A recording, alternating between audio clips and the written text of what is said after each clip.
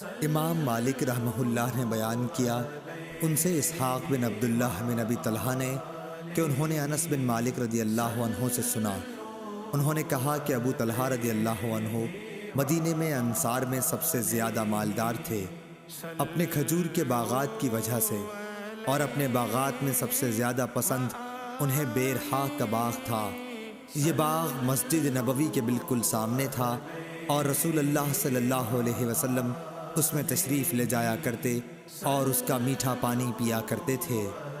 انس رضی اللہ عنہ نے بیان کیا کہ جب یہ آیت نازل ہوئی، لن تنالوا البر، یعنی تم نیکی کو اس وقت تک نہیں پا سکتے جب تک تم اپنی پیاری سے پیاری چیز نہ خرچ کرو، یہ سن کر ابو طلحہ رضی اللہ عنہ رسول اللہ صلی اللہ علیہ وسلم کی خدمت میں حاضر ہوئے اور عرض کیا کہ اے اللہ کے رسول، اللہ تبارک و تعالی فرماتا ہے تم اس وقت تک نیکی کو نہیں پا سکتے جب تک تم اپنی پیاری سے پیاری چیز نہ خرچ کرو، اور مجھے بیرحا کا باغ سب سے زیادہ پیارا ہے، اس لیے میں اس اللہ تعالیٰ کے لیے خیرات کرتا ہوں، اس کی نیکی اور اس کے ذخیرہ آخرت ہونے کا امیدوار ہوں۔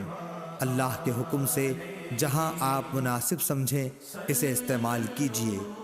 راوی نے بیان کیا کہ یہ سن کر رسول اللہ صلی اللہ علیہ وسلم نے فرمایا، خوب، یہ تو بڑا ہی آمدنی کا مال ہے، یہ تو بہت ہی نفع بخش ہے، اور جو بات تم نے کہی میں نے وہ سن لی، اور میں مناسب سمجھتا ہوں کہ تم اسے اپنے نزدیکی رشتہ داروں کو دے ڈالو۔